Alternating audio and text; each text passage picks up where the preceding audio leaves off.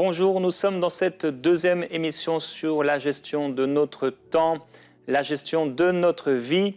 Et aujourd'hui, nous voulons vous encourager à suivre l'exemple du Seigneur Jésus-Christ, notre modèle parfait.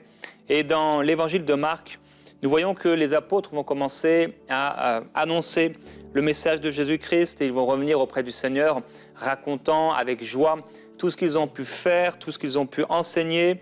Et le Seigneur leur dit cette parole: « Venez à l'écart dans un lieu désert et reposez-vous un peu. » Et il est expliqué pourquoi, parce que beaucoup de personnes allaient et venaient et ils n'avaient pas même le temps de manger. Ils partirent donc dans la barque pour aller à l'écart dans un lieu désert, mais on sait que plusieurs personnes vont les reconnaître, ils vont venir auprès du Seigneur et à cause de sa compassion pour ces personnes qui sont comme des brebis sans berger, le Seigneur va les enseigner longuement. Et alors que l'heure est avancée, les disciples vont s'approcher de lui et vont lui dire « Mais ce lieu est désert et l'heure est déjà avancée. » Et finalement, il va y avoir ce miracle de la multiplication des pains. Le Seigneur Jésus était un homme rempli de choses à faire, son agenda était extrêmement rempli, en tout cas le nombre de personnes qui voulaient être enseignées, qui voulaient être touchées, qui voulaient être guéries, qui voulaient être délivrées, qui voulaient être visitées par le Seigneur était innombrable et le Seigneur pourtant avait ses temps de repos. Et même si ici, ils n'ont pas pu se reposer comme ils auraient voulu le faire, le Seigneur avait ses temps de repos. Il avait aussi des temps d'activité. Il avait des temps où il était aussi sur le côté, dans un lieu désert parfois pour prier. Le Seigneur est notre modèle parfait aujourd'hui. On va continuer à en parler sur ce thème que j'aime beaucoup, la gestion de notre temps. Et pour cette deuxième journée, on a encore Mathieu Desroches avec nous. Donc, tu es un expert de la gestion du temps. Et hier, tu étais là avec nous. On continue aujourd'hui à t'écouter donc sur suivre l'exemple du Seigneur Jésus-Christ. Merci Jérémy. Alors, effectivement, deuxième partie de notre série d'enseignements aujourd'hui. Et hier, on a vraiment mis une emphase sur l'importance de maximiser notre temps, d'en faire une utilisation optimale, d'une façon qui glorifie Dieu, dans les intérêts de notre Maître. C'est ce qu'on a vu hier. Et si vous avez manqué l'émission, je vous encourage vraiment à aller l'écouter d'abord avant d'entrer dans celle-ci, parce que vous allez voir que c'est une suite logique. Et souvent, on va se poser la question: oui, c'est bien de vouloir gérer notre temps d'une façon saine devant Dieu, d'une façon qui l'honore, mais comment? Et qu'est-ce que ça veut dire concrètement? Est-ce que la Bible me donne des indications, des instructions précises sur comment je devrais structurer mes journées et allouer mon temps? Eh bien, la réponse, c'est oui, parce que nous avons dans la Bible, évidemment, le modèle suprême qu'on peut suivre en tant que chrétien. Nous avons la vie de Jésus, les évangiles qui nous dépeignent vraiment la vie de Jésus, comme un peu des biographies. Vous savez, dans la vie, parfois, on va lire les biographies des grands hommes qui ont marqué l'histoire et l'objectif de lire ces biographies-là, c'est en quelque sorte de déceler leurs secrets, leur stratégie, comment ils géraient leur vie, quels étaient leurs bons et leurs moins bons coups. Et à travers les évangiles, nous voyons la vie parfaite de Jésus et nous voyons également comment Jésus gérait son temps. Et je sais que ce n'est pas le premier sujet auquel on pense quand on ouvre les évangiles. Tu n'ouvres pas la Bible en te disant « Bon, mais je vais aller voir comment Jésus gérait son temps ». Mais moi, étant donné que c'est mon sujet d'expertise, il y a plusieurs années de cela, j'ai fait une étude biblique approfondie de la vie de Jésus. J'ai traversé tous les évangiles en regardant le texte, en cherchant de trouver quels sont ces principes de gestion du temps. Et les amis, c'est extrêmement riche. Il y a beaucoup à dire. J'aimerais vous communiquer tout ce qu'il y a à dire sur le sujet dans cette vidéo, mais évidemment, le temps ne nous le permettra pas. Donc, je vais me limiter dans cette émission à certains éléments que je juge comme étant vraiment critiques, essentiels à notre gestion du temps.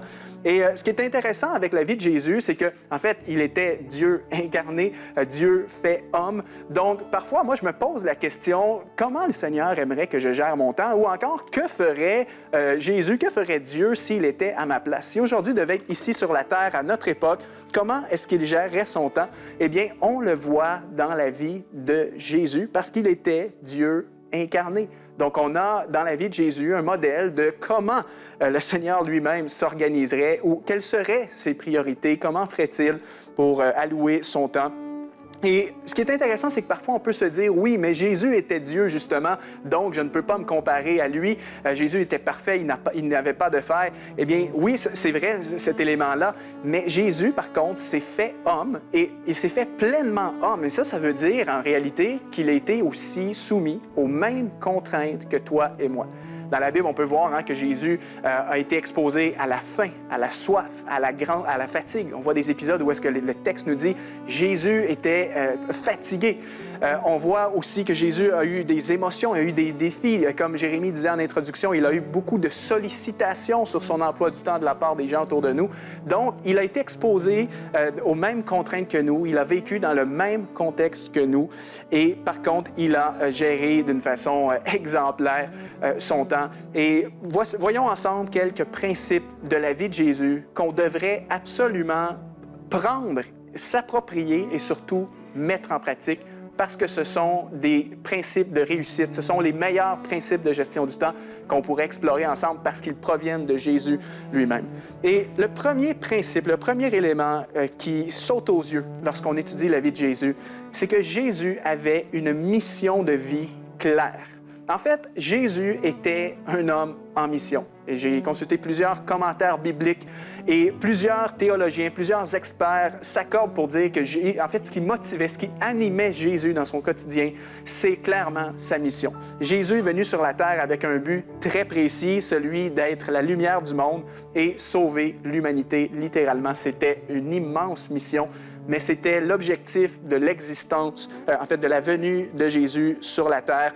Et plusieurs passages dans les Écritures nous montrent, en fait, Jésus qui confirmait lui-même sa mission. Un texte en Jean, chapitre 12, versets 46 et 47, c'est Jésus qui parle et il dit « C'est pour être la lumière du monde que je suis venu, c'est pour être la lumière, que je suis venu dans le monde, afin que tout homme qui croit en moi ne demeure pas dans les ténèbres. Ce n'est pas pour juger le monde que je suis venu, c'est pour le sauver. » Donc Jésus ici affirme sa mission en disant que je suis venu pour être la lumière du monde et je suis venu pour sauver.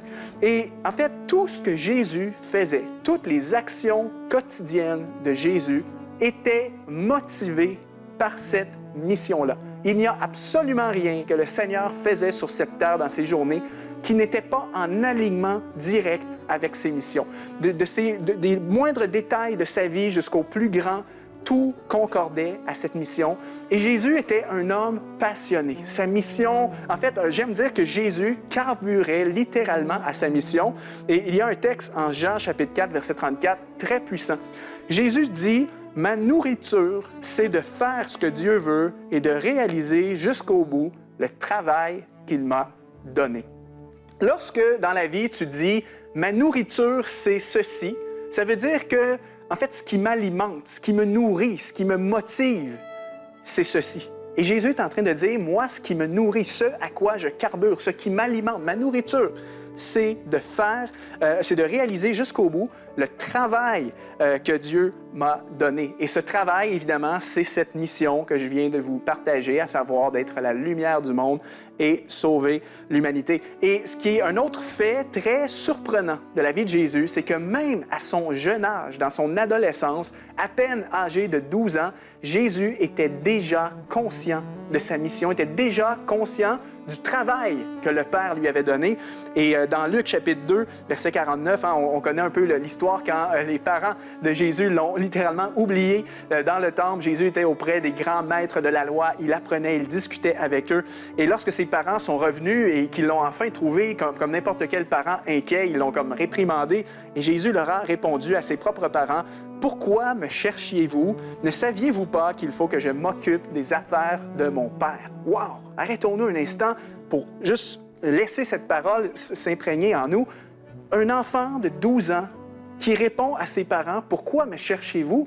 Ne savez-vous pas qu'il faut que je m'occupe des affaires de mon Père? » Dès l'âge de 12 ans, il connaissait cette mission. Il se préparait à celle-ci. Et la raison pour laquelle Jésus était là dans le temple en train d'apprendre auprès des experts de la loi à cette époque-là, c'est parce qu'il voulait justement se former. Comme je vous ai dit, Jésus est venu en tant qu'être humain. Donc, il a dû lui-même se former. Il a dû grandir. Il a dû croître. Et c'est pourquoi ce moment qu'il investissait à l'âge de 12 ans contribuait à sa mission.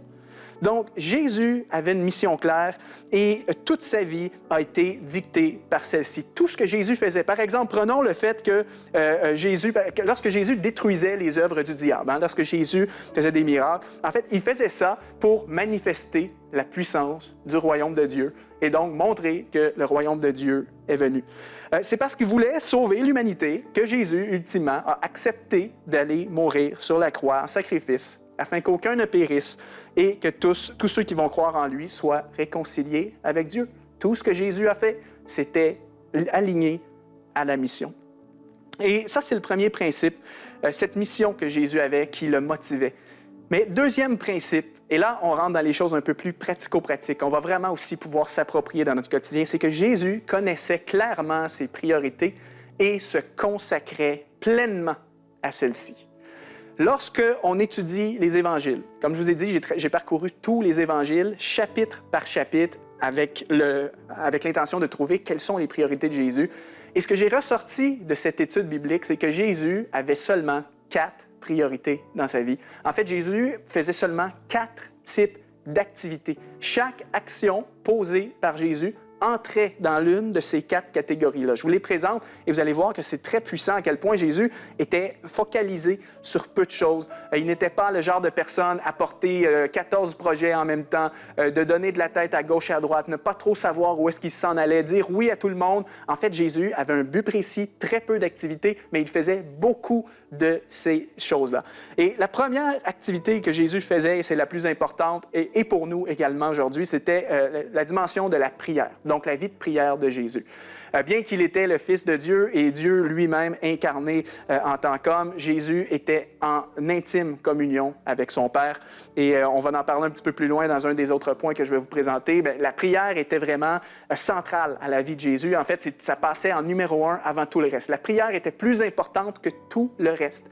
Et lorsqu'on lit les évangiles, vous allez voir plusieurs passages où est-ce qu'on voit que Jésus prenait du temps à part. Jérémie en a partagé un dans l'introduction de l'émission en disant que Jésus se retira à l'écart pour se reposer, pour prier, pour être en communion avec son Père. C'était une priorité de la vie de Jésus. Deuxième activité que Jésus faisait, c'était enseigner et prêcher. Évidemment, pour être la lumière du monde et montrer le chemin du salut au peuple d'Israël auquel il avait été envoyé, bien, ça nécessitait que l'une de ses tâches principales était l'enseignement et la prédication. C'est pourquoi la parole nous dit que pendant la journée, Jésus allait de ville en ville, de village en village, et il annonçait la bonne nouvelle du royaume. Partout où il allait, Jésus prêchait. Il prêchait tantôt sur la montagne, tantôt sur une barque, sur une rivière, tantôt dans une synagogue, tantôt dans une ville, tantôt quand il était en transport, Jésus enseignait. Et c'était une de ses activités principales et il a passé une majeure partie de son temps à l'enseignement et la prédication. Troisième priorité de Jésus, faire des miracles. Donc ici, toute la dimension de manifester un peu la puissance de Dieu, détruire les œuvres du diable. Souvent, il y a des textes qui nous disent que pendant la journée, Jésus enseignait, mais le soir, lorsque le coucher du soleil était venu, les gens lui apportaient des malades en grand nombre. Donc, en général, on peut déduire de ce qu'on a dans les évangiles que le jour, Jésus se concentrait un petit peu plus sur tout ce qui est enseignement. Et le soir, c'était là qu'il animait des grandes réunions de miracles et de surnaturel. Mais ça faisait partie, évidemment, de ses priorités. Et puis, la quatrième et dernière priorité de Jésus, c'était la formation de disciples. Jésus savait très bien que son œuvre devait se poursuivre après son départ. Et c'est pourquoi il voulait former 12 disciples. Alors, Jésus a passé énormément de temps dans la formation de disciples, des temps à répondre aux questions de ses disciples, des temps mis à part parfois avec certains qui étaient plus intimes, comme Pierre, Jean et Jacques notamment. Et donc, Jésus faisait ça. Alors, on pourrait résumer les priorités de Jésus, son quotidien, dans ces 4 activités. Donc, former ses disciples, faire des miracles, enseigner, prêcher, et puis finalement, prier, être en communion avec son Père. Donc, le principe ici, c'était que Jésus était extrêmement focalisé. Il avait ce que j'appelle, moi, sa zone d'excellence. La zone d'excellence de Jésus, c'est-à-dire que c'était ses activités essentielles, indispensables, que lui seul pouvait faire. Ce n'était pas le genre de tâches que Jésus pouvait déléguer. Jésus déléguait d'autres choses. Toute la logistique de ses déplacements, par exemple, de trouver une barque pour qu'il puisse livrer son discours, il déléguait ça à d'autres personnes, à ses disciples, mais lui se concentrait sur sa zone d'excellence. Et c'est ce qui a fait que Jésus a pu avoir un impact phénoménal en seulement 3 ans et demi de ministère terrestre. Et troisième caractéristique, c'est que toujours en lien avec sa mission, ses priorités, et ça va de soi. Le troisième élément, c'est que Jésus savait dire non. Il avait cette capacité à rester focalisé seulement sur ses priorités. Et chaque fois que Jésus détectait que quelque chose ne contribuait pas à l'accomplissement de sa mission ou n'était pas en lien avec ses priorités, Jésus était capable de dire non. On a plusieurs exemples de passages. J'aurais aimé vous en présenter plusieurs parce que c'est vraiment intéressant, mais je vais me limiter sur déjà un passage, par exemple, qu'on retrouve dans Luc, chapitre 4, versets 42 à 44. On voit ici que Jésus a littéralement refusé une invitation de prêcher. Voici le texte. Quand il fit jour, il sortit et se retira dans un endroit désert. Une foule de gens se mirent à sa recherche et arrivèrent jusqu'à lui. Ils voulaient le retenir afin qu'il ne les quitte pas. Mais il leur dit, « Il faut aussi que j'annonce aux autres villes la bonne nouvelle du royaume de Dieu, car c'est pour cela que j'ai été envoyé. » Et il prêchait dans toutes les synagogues de la Galilée. Très puissant. On voit ici Jésus qui est dans son activité importante, à savoir la prédication, l'enseignement, et il y a des gens qui voulaient le retenir. En fait, prêcher est une bonne chose, on est d'accord. Ça aurait été une bonne chose que Jésus reste plus longtemps dans cette ville pour prêcher à nouveau et encourager les gens. Mais il a dit non parce qu'il savait que sa mission n'était pas seulement de prêcher localement dans cette église, mais dans toute la Galilée. Donc Jésus avait une notion de priorisation et il a dû dire non, les amis, je ne peux pas rester un jour de plus parce que mon temps est précieux, est limité et je dois me rendre dans telle autre ville pour y annoncer la bonne nouvelle. Très puissant. Jésus était capable de dire non pour préserver son focus sur l'essentiel. Et puis, dernier principe qu'on va voir ensemble pour aujourd'hui avant d'aller à la prière, c'est que, et Jérémie l'a abordé en introduction, c'est que Jésus se levait tôt pour avoir du temps pour prier malgré son emploi du temps surchargé. Et ça, c'est très important. Un petit peu comme j'ai mentionné, la relation avec son Père était essentielle. En fait, c'était le moteur, la fondation de son ministère. La puissance que Jésus avait, l'onction qu'il avait, tout ça prenait source dans sa communion avec son Père. Et ce que je trouvais intéressant, c'est que justement, le quotidien de Jésus était très occupé, les foules venaient à lui. Parfois, il faisait de très longues journées de travail, commençait tôt le matin, finissait tard dans la nuit parce qu'on lui amenait les malades et tout ça. Mais malgré ça, Jésus se levait tôt, avant l'aube, pour aller prier. Autrement dit, il ne laissait jamais le poids du quotidien, les responsabilités de la vie, le détourner du lieu secret, alors que ça leur aurait été si facile pour lui de simplement dire, écoute, j'ai fait des miracles jusqu'à 1h du matin et là, ce matin, je vais juste comme faire ma journée. Mais non, Jésus savait qu'il ne pouvait pas commencer sa journée sans avoir été en communion avec son Père. C'est pourquoi il avait une discipline matinale rigoureuse pour se lever longtemps à l'avance, avant sa journée, pour avoir un moment de calme, un moment de qualité avec son Père. En fait, Jésus, on peut déduire qu'il se levait avant tout le monde. On a même des passages dans la Bible qu'on voit ses disciples qui le cherchent. Ça nous dit que Jésus s'était levé tôt le matin, avant l'aube, et par la suite, ses disciples sont là à se demander, mais il est où, Jésus? Où est le Maître? Jésus, lui, était isolé, en train de prier. En fait, il se levait avant tout le monde. Il était plus discipliné que tout le monde parce qu'il savait que c'était essentiel à sa réussite. Donc, juste ici, pour moi, je vois comme 2 disciplines importantes dans notre gestion du temps. Déjà, celle de passer la prière en numéro 1 dans notre emploi du temps, peu importe notre niveau d'occupation, mais aussi la discipline matinale, donc de se lever d'une façon proactive. Et j'ai déjà fait une émission à Bonjour chez vous, où est-ce qu'on a abordé ce sujet-là de la discipline matinale. Mais Jésus avait une discipline matinale rigoureuse et c'était vraiment un élément indispensable à sa réussite. Alors évidemment, les amis, j'aurais pu continuer cette étude très longtemps parce qu'il y a tant à dire sur les principes de gestion du temps de la vie de Jésus. Mais je vais m'arrêter ici et simplement résumer ce qu'on a vu jusqu'à présent. Premièrement, Jésus avait une mission claire. Ensuite, de cette mission découlaient des priorités évidentes auxquelles Jésus devait se consacrer. Jésus savait dire non à tout ce qui était contraire, tout ce qui n'était pas en lien avec la volonté de Dieu, en lien avec sa mission, en lien avec ses priorités. Et Jésus se levait tôt et faisait passer la prière en numéro 1 malgré ses occupations. Les amis, on doit tendre à ça, nous aussi, de notre côté. On va parler demain, dans l'émission de demain, de la mission, justement. Comment connaître ta mission et l'importance de savoir quelle est ta mission, quelles sont tes priorités. Mais il faut que tu saches quelle est ta mission. Qu'est-ce que le Seigneur t'a confié ici sur cette terre? Et par la suite, il faut que tu te consacres à l'accomplissement de celle-ci, tout en étant capable de dire non aux choses qui t'éloigneraient de l'essentiel de ta vie. Et en même temps, pourquoi pas te discipliner le matin et faire passer ta vie de prière en numéro 1, parce que c'est la seule façon d'atteindre réellement un autre niveau. Alors, prions là-dessus aujourd'hui. Je vais vous laisser avec Jérémie. Prions vraiment que l'exemple du Seigneur puisse nous inspirer et qu'on puisse aussi être capable de tendre à une gestion du temps comme Jésus le faisait. Alors, je vous laisse sans plus tarder avec Jérémie. Merci beaucoup, Mathieu, encore pour ce partage. Je crois que ça va être vraiment impactant pour les vies et je prie que ça puisse être vraiment provoquer des changements dans votre vie de manière personnelle.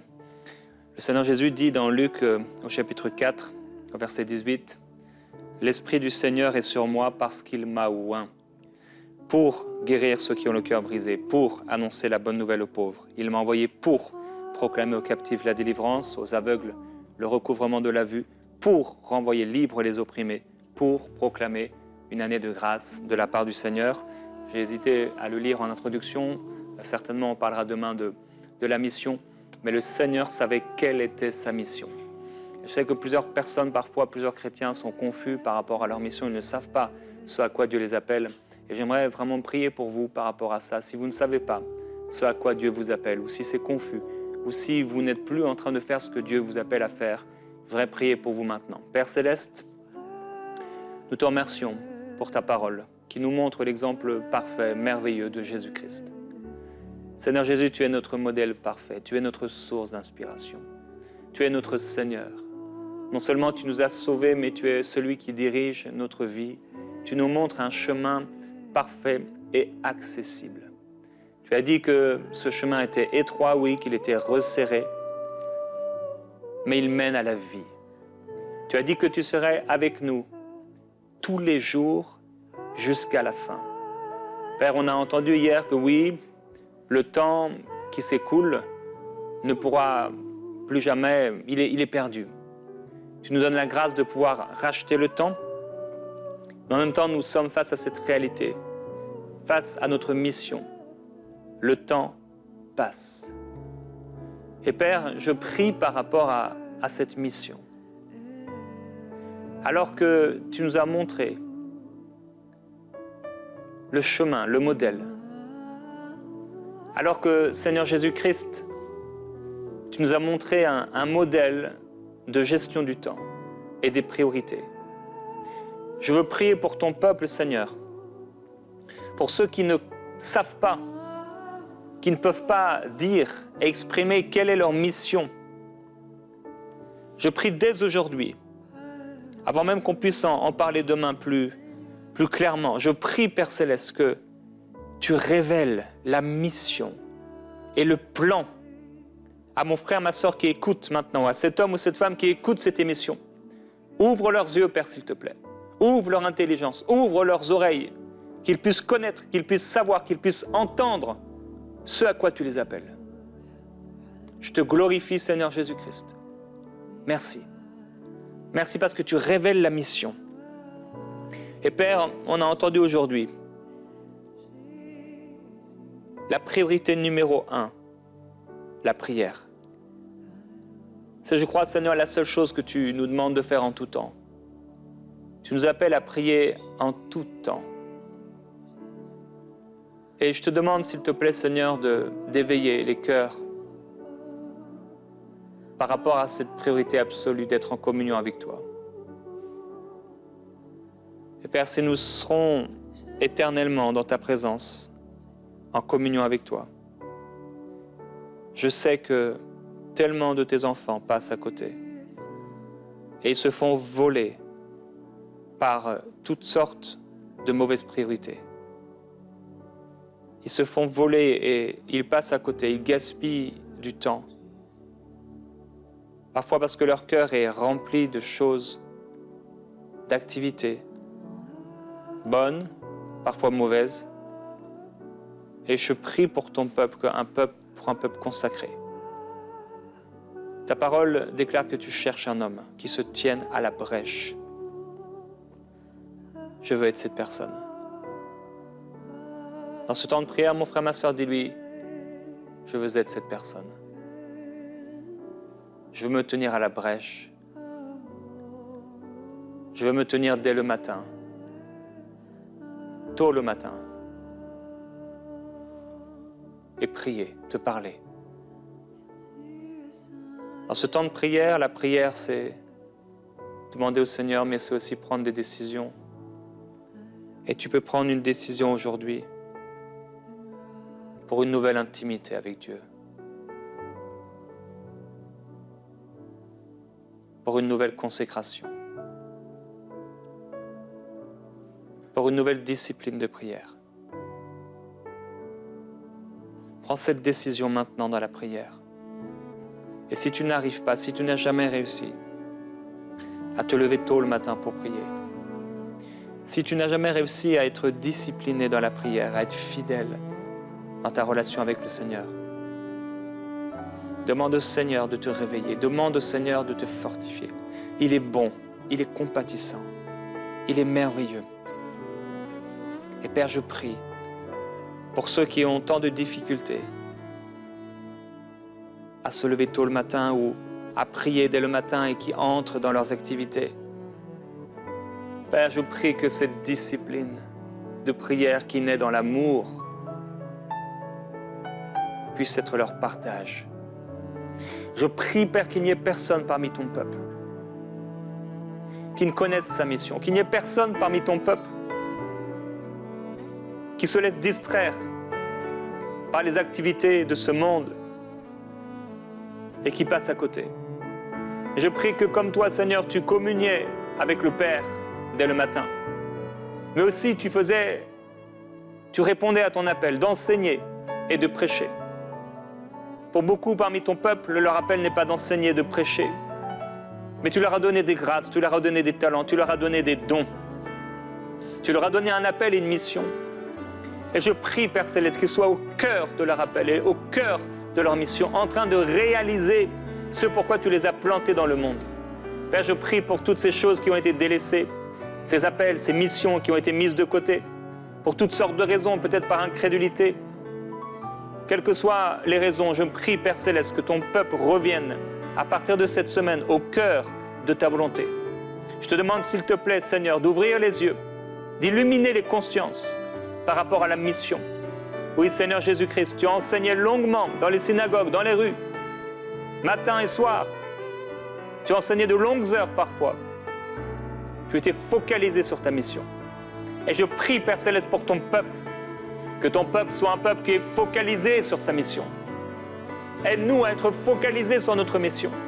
Et Père, là où il y a des lacunes, là où il y a des faiblesses, là où il y a des manques de notre part, là où il y a aussi des péchés, parce que le péché c'est manquer la cible, eh bien, je prie, Père Céleste, que plus personne n'ait à manquer la cible, que plus personne n'ait à passer à côté, mais que nous puissions être tous au cœur de ce que tu veux pour nous.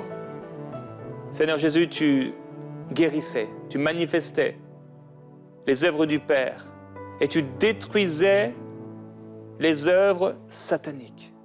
Tu délivrais, tu guérissais, tu faisais du bien. Et je prie pour ton peuple. Tu nous as appelés. Tu nous as donné le grand mandat d'annoncer ta parole. Et je prie que nous puissions annoncer ta parole au cœur de ce monde perdu.